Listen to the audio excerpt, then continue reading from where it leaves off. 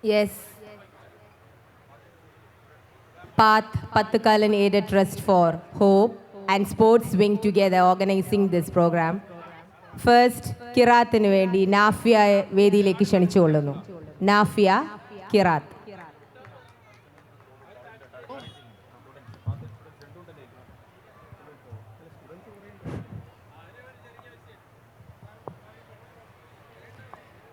السلام عليكم ورحمة الله وبركاته. أعوذ بالله من الشيطان الرجيم. بسم الله الرحمن الرحيم. يا أيها الذين آمنوا إذا قيل لكم تفسحوا في المجالس فافسحوا يفسح الله لكم وإذا قيل انشزوا فانشزوا يرفع الله الذين آمنوا منكم والذين أوتوا العلم درجات والله بما تعملون خبير.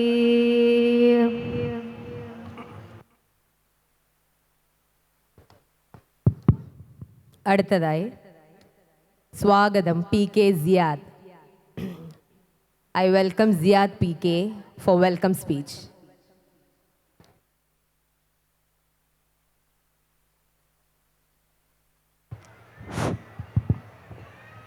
അസ്സലാമു അലൈക്കും. പ്രിയപ്പെട്ട ഉമ്മമാരെ, മൂത്തമ്മമാരെ, ഇളയമ്മമാരെ, ഉമ്മാമ്മമാരെ, വല്ലുപ്പമാരെ, ഇളയപ്പമാരെ, ഏട്ടന്മാരെ, കാരണവന്മാരെ, എല്ലാവരും നിങ്ങൾ 10 കാലന്മാരായിട്ട് ബിരിയാണിയിലും തിന്ന് ചെറുതായൊരു മയക്കത്തിൽ നമ്മളിങ്ങനെ ഇരിക്കുമ്പം ഞാൻ പാത്തിനെ പറ്റി എന്ത് പറയാനാ? ഉറക്കം വരുന്നുണ്ടോ?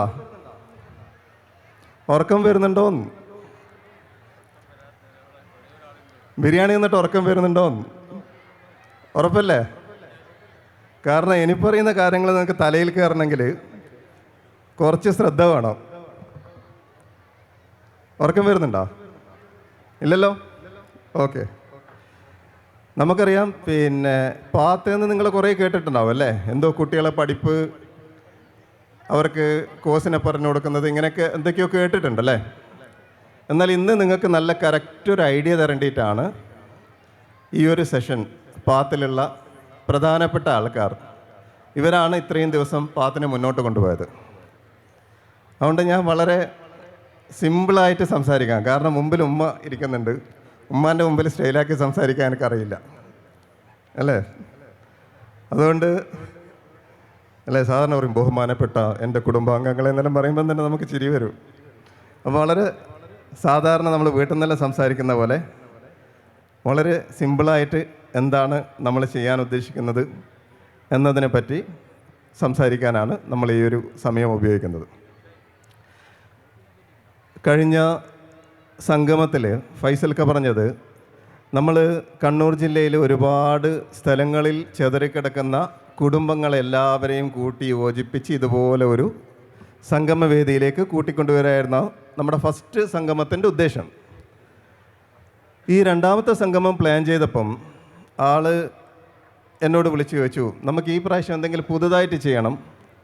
നമ്മൾ ഇന്ത്യ ഗവൺമെൻറ് സ്വാതന്ത്ര്യദിനം കഴിഞ്ഞതിന് ശേഷം, സ്വാതന്ത്ര്യം കിട്ടിയതിന് ശേഷം ഓരോ 5 വർഷവും ഓരോ പദ്ധതികൾ തയ്യാറാക്കാറുണ്ട്. നമ്മൾ പണ്ട് പഠിക്കലുണ്ടല്ലേ, പഞ്ചവത്സര പദ്ധതി, 50 ഇയർ പ്ലാൻ എന്നൊക്കെ പറഞ്ഞിട്ട് കേട്ടിട്ടില്ലേ? അത് സ്വാതന്ത്ര്യം കഴിഞ്ഞ ഉടനെ നമ്മൾ ദാരിദ്ര്യ നിർമ്മാർജ്ജനം, വിദ്യാഭ്യാസം, ആരോഗ്യം, പാർപ്പിടം, ഇങ്ങനെ ഓരോ 5 വർഷവും ഇന്ത്യ ഗവൺമെൻറ് ഓരോ പദ്ധതികൾ തയ്യാറാക്കിയിട്ടുണ്ട്. അതുപോലെ പാത്തിനും എന്തെങ്കിലും ഒന്ന് വേണം. അടുത്ത 5 വർഷം ഈ സമ്മേളനം കഴിഞ്ഞ് അടുത്ത 5 വർഷമാകുമ്പോഴേക്കും നമ്മൾ എവിടെ എത്തണം എന്നതായിരുന്നു നമ്മളൊരു ചർച്ച വന്നത്. അപ്പോൾ അതിൻ്റെ അടിസ്ഥാനത്തിൽ നമുക്ക് എന്ത് ചെയ്യാൻ പറ്റും, ഒരു ചെറിയൊരു പരിപാടി സംഘടിപ്പിക്കണമെന്ന് പറഞ്ഞപ്പം എന്തും സംഘടിപ്പിക്കണമെങ്കിൽ നമുക്കൊരു പേര് വേണമല്ലോ. അങ്ങനെ ആദ്യം നമ്മൾ നിർദ്ദേശിച്ച ഒരു പേര് നിങ്ങൾക്ക് ഒരു വഴികാട്ടി എന്നാണ് നിർദ്ദേശിച്ചത്. അത് പറയാനുള്ള കാരണം ഞാൻ പല രാജ്യങ്ങളിലും പോകുന്ന ഒരാളാണ്.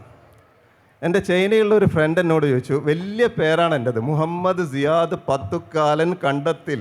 എമിഗ്രേഷൻ ഫോമിൽ ഇങ്ങനെ എഴുതുമ്പോൾ അവരെല്ലാം ഇങ്ങനെ നോക്കും, ഇത്രയും വലിയ പേര് എവിടുന്ന് കിട്ടിയെന്ന്. അപ്പോൾ ഒരു ഫ്രണ്ട് എന്നോട് ചോദിച്ചു, ഈ പത്തുക്കാലൻ വാട്ട് ഈസ് ദ മീനിങ്, എന്താ ഇതിൻ്റെ അർത്ഥം? അപ്പോൾ ഞാൻ പെട്ടെന്ന് മനസ്സിൽ വന്ന ഒരു ആഗ്രഹമാണ് path. You know what is path എന്ന് പറഞ്ഞാൽ എന്താ? വഴി. നമ്മളെ പൂർവികർ പലർക്കും വഴി കാണിച്ചു കൊടുക്കുന്നവരാണ്. അങ്ങനെയാണ് ഈ കുടുംബത്തിന് പത്തുക്കാലെന്ത് പേര് വന്നത്. സത്യം പറഞ്ഞാൽ അതല്ല, ഞാൻ ആ സമയത്ത് ഒരു തമാശയായിട്ട് അവനോട് പറഞ്ഞതാണ്. ആ ഒരു തമാശ എനിക്ക് ഓർമ്മ വന്നു. അങ്ങനെയാണ് നമ്മൾ വഴി എന്നുള്ള പേര് മാറ്റിയിട്ട് പുതിയ കുട്ടികൾക്കും അതുപോലെ ഗൾഫിലുള്ള കുട്ടികൾക്കൊക്കെ മനസ്സിലാവുന്ന രീതിയിൽ ഇതിന് പാത്ത് എന്നൊരു പേര് കൊടുത്തത്. പത്തുക്കാലൻ എയ്ഡ് ട്രസ്റ്റ് ഫോർ ഹോപ്പ്. ഇതാണ് പാത്തിൻ്റെ പേര് വന്നതിൻ്റെ പിന്നപ്പിറകുള്ള കഥ. ഇനി എന്തിനാണ് ഈ ഒരു പാത്ത് എന്നൊക്കെ പറഞ്ഞിട്ട് നമ്മളൊരു പരിപാടി സംഘടിപ്പിക്കുന്നത്? നമുക്കറിയാം, ഈ ഒരു 5 വർഷം കൊണ്ട് അൽഹംദുലില്ലാ നമ്മളെ വീട്ടിൽ എവിടെയും പട്ടിണിയൊന്നും ആരും കിടക്കുന്നില്ല എന്നുള്ളതാണ് പൊതുവെയുള്ള അറിവ്. ഭക്ഷണത്തിനൊന്നും ആർക്കും പ്രശ്നമില്ല. അപ്പോൾ ഇനി നമ്മൾ ശ്രദ്ധിക്കേണ്ടത് വിദ്യാഭ്യാസത്തിൻ്റെ കാര്യമാണ് എന്നുള്ളൊരു ചർച്ച വന്നു. നമുക്കറിയാം, നമ്മളെ മക്കൾക്കൊക്കെ എന്ത് ഭക്ഷണമാണ് ഇഷ്ടം എന്ന് എല്ലാ ഉമ്മമാർക്കും അറിയാം, അല്ലേ? എൻ്റെ ഉമ്മക്കറിയാം രാവിലെ എഴുന്നേച്ചാൽ എനിക്ക് എന്താണ് ഇഷ്ടം, അതാണ് ഉമ്മ ഉണ്ടാക്കി തരിക.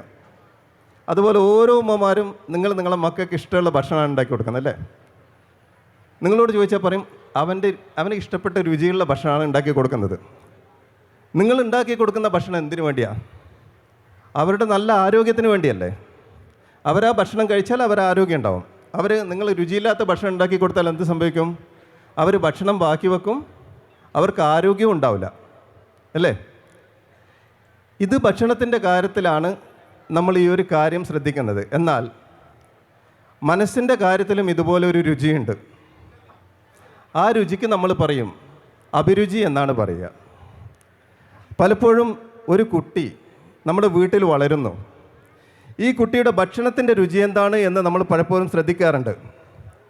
എന്നാൽ ഈ കുട്ടി വളർന്നു വരുന്നത് ഈ കുട്ടിയിലുള്ള അഭിരുചി എന്താണ് എന്നുള്ളത് ഒരിക്കലും നമ്മൾ ചിന്തിക്കാറില്ല. ഞാനിപ്പം നമ്മുടെ പാത്തിൻ്റെ ഒരു കൗണ്ടർ അവിടെ ഉണ്ട്. അവിടെ ഒരു 3 +2 പഠിക്കുന്ന കുട്ടികളോട് ഞാൻ ഇങ്ങനെ ചോദിച്ചു.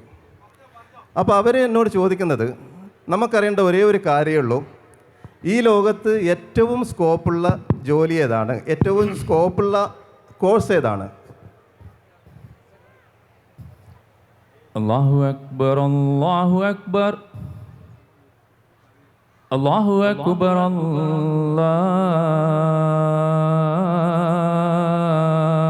അല്ലാഹു അക്ബർ അഷ്ഹദു അൻ ലാ ഇലാഹ ഇല്ലല്ലാഹ് അഷ്ഹദു അൻ ലാ ഇലാഹ ഇല്ലല്ലാഹ്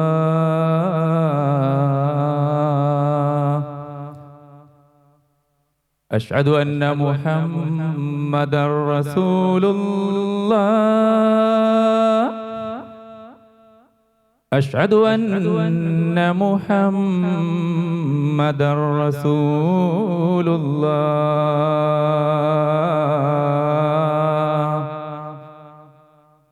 ഹയ്യ അലസ്സലാഹ് ഹയ്യ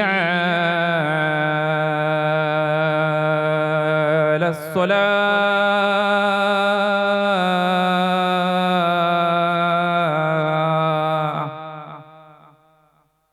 ഹയ്യ അലൽ ഫലാഹ്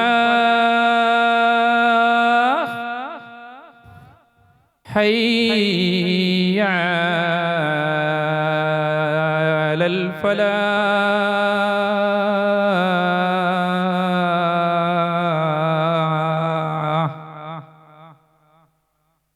അല്ലാഹു അക്ബർ അല്ലാഹു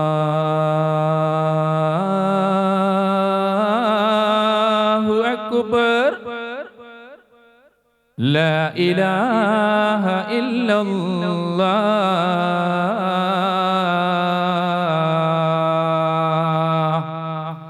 اللهم رب هذه التامة الصلاة القائمة. നമ്മൾ നിസ്കരിക്കാനുള്ള സൗകര്യം ലേഡീസിനും പുരുഷന്മാർക്കൊക്കെ പിന്നെ ചെയ്തിട്ടുണ്ട്. ഒന്നിച്ചെല്ലാവരും പോകേണ്ടതില്ല, കുറഞ്ഞ സൗകര്യമുള്ളൂ. നിസ്കരിക്കാനുള്ള സൗകര്യം ചെയ്തിട്ടുണ്ട്, ജമാഅത്തായിട്ട് തന്നെ നിസ്കരിക്കാനുള്ള സൗകര്യം ചെയ്തിട്ടുണ്ട് എന്നറിയിക്കുകയാണ്. എല്ലാവരും എണീക്കേണ്ടതില്ല.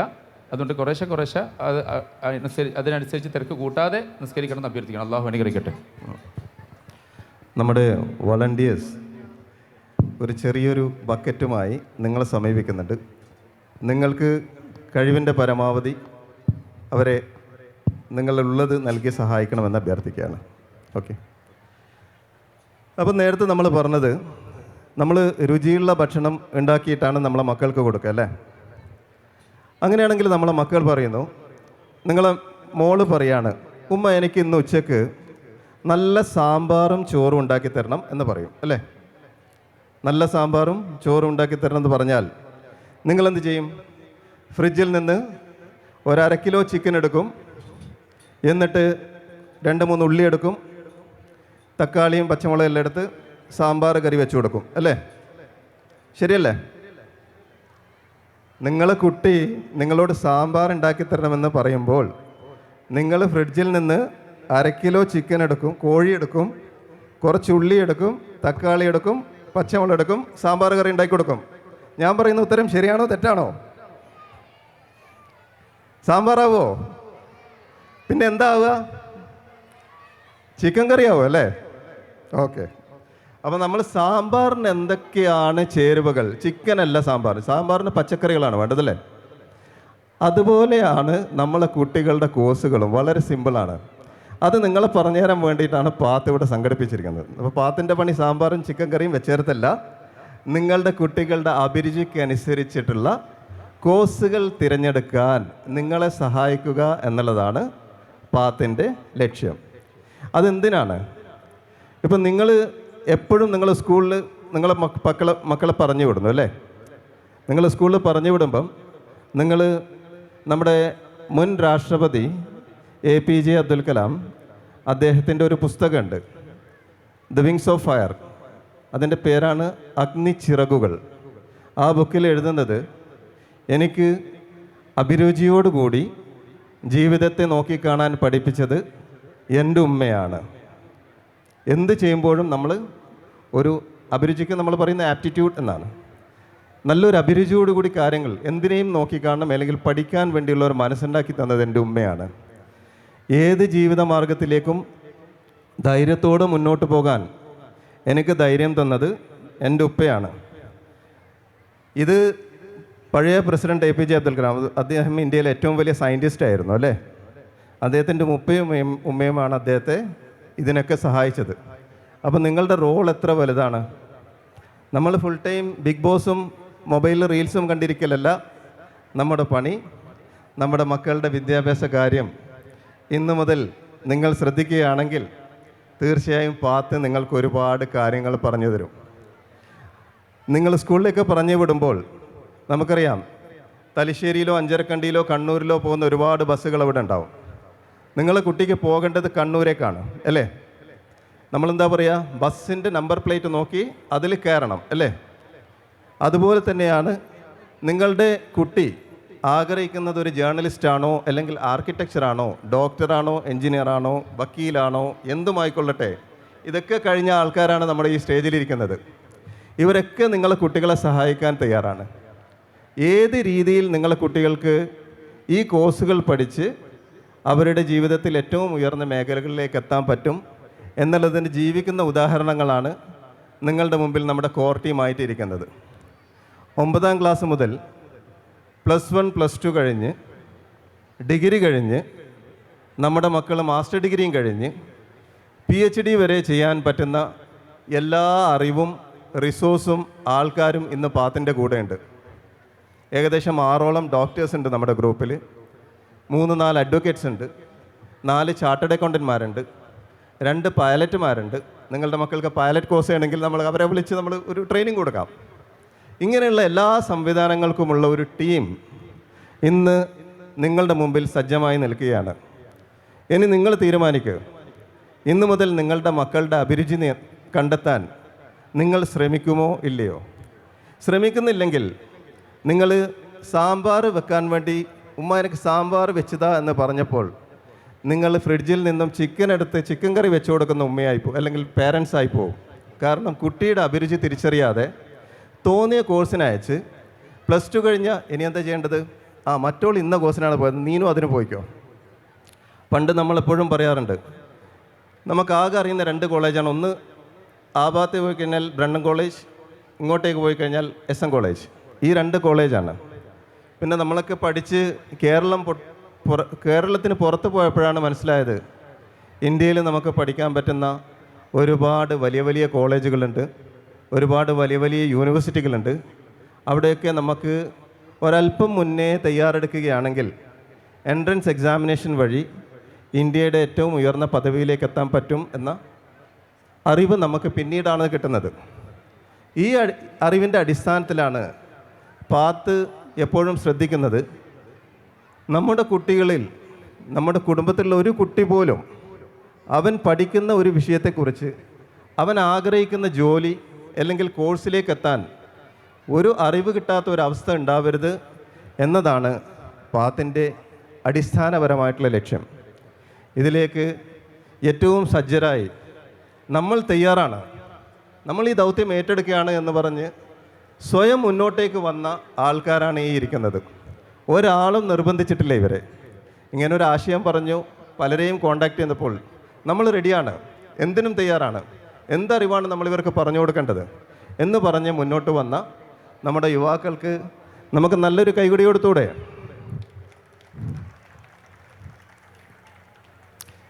പത്തുകാലന്മാരുടെ നല്ലൊരു കൈയടി ഇതാണോ? വളരെ മോശം, തീരെ പോരാ. നല്ലൊരു കൈയടി കൊടുക്കൂ. ഇത്രയും പിശുക്കന്മാരാണ് നിങ്ങൾ. നല്ലൊരു കൈയടി കൊടുക്കൂ എന്ന് പറഞ്ഞത് തോന്നിയ പോലെ കൈയടിക്കാനല്ല. നമുക്ക് നല്ലൊരു ഡിസിപ്ലിനിൽ കൈയടിച്ചൂടെ? ഞാൻ പറയുന്ന പോലെ കൈയടിക്കോ? പറയുന്ന പോലെ കൈയടിക്കോ? ഓക്കെ, ഞാൻ പറയും നിങ്ങളോട് 1 2 1 2 3 1 2 1 2 3 1 2 1 2 3 1 എന്ന് പറഞ്ഞ് സ്റ്റോപ്പ് ചെയ്യണം. അടിച്ച് പോരുത് കേട്ടോ. ഓക്കെ, സ്റ്റാർട്ട് ചെയ്യാലോ? ഇനി ആരെങ്കിലും തെറ്റിച്ച് കഴിഞ്ഞാൽ നമ്മളെ വളണ്ടിയേഴ്സ് പിടിച്ച് ഇവിടെ കൊണ്ടാണ് നിങ്ങളെ ഡാൻസ് കളിപ്പിക്കുവേ കേട്ടോ. അതുകൊണ്ട് വളരെ ശ്രദ്ധിച്ച് കൈയടിച്ചോ. സ്റ്റാർട്ട്. റെഡി? 1 2 3 2 1 2 3 1 2 1 2 3 1. സ്റ്റോപ്പ് ചെയ്. ഒന്നും കൂടി അടിക്കാം. ഇത് ലാസ്റ്റ് ചാൻസ് ആണ്, അതിന് തെറ്റിക്കരുത്. Okay, ready? 1 2 3 1 2 1 2 3 1 2 1 2 3 1 2 1 2 3 1. ഏത് കൈയടിയാണ് നല്ലത്? ഏത് കൈയടിയാണ് നല്ലത്? ഏറ്റവും ലാസ്റ്റ് അടിച്ച കൈയടിയല്ലേ നല്ലത്? എന്തുകൊണ്ടാണ് നല്ലത്? നമ്മൾ മക്കളോട് പഠിക്കുക എന്ന് പറഞ്ഞാൽ ഫസ്റ്റ് കൈയടി പോലെ അവർ തോന്നിയ പോലെ താളമില്ലാതെ പഠിക്കും അല്ലേ? എന്നാൽ അവർക്ക് നമ്മൾ ഒരു നല്ലൊരു ഗൈഡൻസ് കൊടുത്ത് അവരെ പഠിപ്പിച്ചു കഴിഞ്ഞാൽ ലാസ്റ്റ് കൈയടിച്ചതുപോലെ വളരെ താളത്തോടു കൂടിയുള്ള ഒരു ജീവിതം അവർക്ക് ഉണ്ടാകും. പാത്ത് ഉദ്ദേശിക്കുന്നതും ഇത് മാത്രമാണ്. നമുക്ക് എല്ലാവർക്കും ജീവിതത്തിലും പഠനത്തിലും ഒരടുക്കയും ചിട്ടയും കൂടി നമ്മളൊരു ലക്ഷ്യത്തിലേക്ക് എത്തിക്കുക എന്നുള്ളതാണ് പാത്തിൻ്റെ ഉദ്ദേശം. അതിന് പാത്ത് ഈ വരുന്ന ജനുവരി മാസം അവസാനം 9ാം ക്ലാസ് 10ാം ക്ലാസ് +1 +2 പഠിക്കുന്ന കുട്ടികൾക്ക് എക്സാം ഷുവർ ഹിറ്റ് എന്ന് പറഞ്ഞിട്ട് പരീക്ഷയിൽ ഏറ്റവും കൂടുതൽ കോൺഫിഡൻസോടുകൂടി ഏറ്റവും മാർക്ക് എങ്ങനെ കരസ്ഥമാക്കാം എന്നൊരു പരിപാടി സംഘടിപ്പിക്കുന്നുണ്ട്. അതുകൂടാതെ ഈ ജനുവരി 17ാം തീയതിക്കുള്ളിൽ KL 580729 പെട്ടെന്നെടുത്ത് മാറ്റൂ. KL 580729 വണ്ടി പെട്ടെന്നെടുത്ത് മാറ്റും. പിന്നെ അതുകൂടാതെ ജനുവരി 17ാം തീയതിക്കുള്ളിൽ 72 സർക്കാർ തസ്തികകളിലേക്കുള്ള അപേക്ഷ ക്ഷണിച്ചിരിക്കുകയാണ്. നമ്മുടെ തറവാടിനുള്ളിലുള്ള മിനിമം 100 ഡിഗ്രി കഴിഞ്ഞ കുട്ടികളെ നമ്മൾ എന്ത് ശക്തി ഉപയോഗിച്ചും അവരെ കൊണ്ട് PSCക്ക് അപ്ലൈ ചെയ്യിപ്പിച്ച് അവർക്ക് കൃത്യമായ ഒരു PSC കോച്ചിങ് ട്രെയിനിങ് സെൻറ്ററിൽ നമുക്ക് വെച്ച് അവരെ ട്രെയിൻ ചെയ്ത് ഒരു 100 ആൾക്കാരെ നമ്മൾ അപ്ലൈ ചെയ്യാൻ വേണ്ടിയുള്ള ഒരു പരിശ്രമത്തിലാണ്. നിങ്ങൾ ഉപ്പമാരും ഉമ്മമാരും കാരണവന്മാരും നമ്മൾ വെറും ബിരിയാണി തിരിച്ചിട്ട് മാത്രം കുട്ടികളെ നടത്തില്ല. ഇങ്ങനെയുള്ള കാര്യത്തിലൊന്ന് അവരോട് ശരിക്കൊന്ന് പങ്കെടുക്കാനും അതുപോലെ തന്നെ ഒന്ന് ഇറങ്ങി പുറപ്പെടാനും പറയണം. 100-ൽ ഒരു 10 ആളെങ്കിലും ഗവൺമെൻറ് ജോലിയിലേക്ക് കയറിയാൽ അപ്പം ഇത് വളരെ ഇമ്പോർട്ടൻ്റ് ആയിട്ടാണ് നമ്മൾ പറയുന്നത്. പാത്തിൻ്റെ ഒരു കൗണ്ടർ ആ മൂലയിലുണ്ട്. അവിടെ നിങ്ങൾക്ക് ബാർകോഡ് ഉണ്ട്. നിങ്ങൾ രക്ഷിതാക്കൾക്കും അതുപോലെ തന്നെ കുട്ടികൾക്കും ആ ബാർകോഡിൽ സ്കാൻ ചെയ്ത് കഴിഞ്ഞാൽ പാത്ത് യൂത്ത് എന്ന് പറയുന്ന ഒരു വാട്സപ്പ് ഗ്രൂപ്പിൽ ജോയിൻ ചെയ്യാൻ പറ്റും. ഈ വാട്സപ്പ് ഗ്രൂപ്പിൽ നമ്മൾ എല്ലാ ഇൻഫർമേഷനും ഓരോ മാസം നടക്കുന്ന പരിപാടി, ഇപ്പോൾ PSC കോച്ചിങ് ആണെങ്കിൽ PSC, SSLCക്കുള്ള കുട്ടികൾക്കുള്ളത്, +1 +2 കഴിഞ്ഞ് ഇനി ഡിഗ്രി കഴിഞ്ഞിട്ട് ഇപ്പം നമ്മൾ PSC കോച്ചിങ് കംപ്ലീറ്റ് ഡിഗ്രി കഴിഞ്ഞ കുട്ടികൾക്കാണ് കൊടുക്കുന്നത്. അപ്പോൾ ഇങ്ങനെയുള്ള മൊത്തം അറിവ് അത് വരുന്ന ഓരോ മാസവും ഈ 2026-ൽ പാത്തിന് ഓരോ പ്രോഗ്രാം പ്ലാൻ ചെയ്യുന്നുണ്ട്. അതിൽ നിങ്ങളെ കുട്ടികൾ നിർബന്ധമായിട്ടും പങ്കെടുപ്പിക്കണം. അതുകൊണ്ട് ഇപ്പം നമ്മുടെ ഒരു നറുക്കെടുപ്പ് നടക്കുകയാണ്. അതിനുശേഷം നമ്മുടെ മറ്റ് പാത്ത് അംഗങ്ങൾ അവരുടെ കാര്യങ്ങൾ നിങ്ങളോട് സംസാരിക്കും. അങ്ങനെ ഈ ഒരു സെഷൻ നമുക്ക് നമ്മുടെ കുട്ടികളുടെ വരുന്ന 5 വർഷത്തിനുള്ളിൽ നമ്മുടെ പത്തുകാലന്മാരിൽ കുറച്ച് IAS-കാരും IPS-കാരും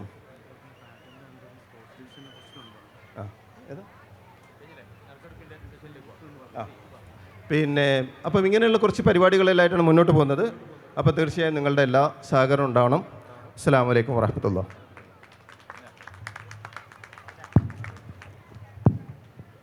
നമ്മൾ മുൻകൂട്ടി പറഞ്ഞതുപോലെ 4 മണി ആയിട്ടുണ്ട്. നമ്മൾ ആദ്യത്തെ ഉംറ നറുക്കെടുപ്പാണ് ഇപ്പോൾ നടക്കാൻ പോകുന്നത്. അത് സിംഗിളായിരിക്കും, ഫാമിലിൻ്റെത് പിന്നീടായിരിക്കും. ഇൻഷാ അല്ലാഹ് അത് എടുക്കാൻ വേണ്ടി ഇതൊന്ന് സ്റ്റേജിലേക്ക് കൊണ്ടുവരണോ ആരെങ്കിലും?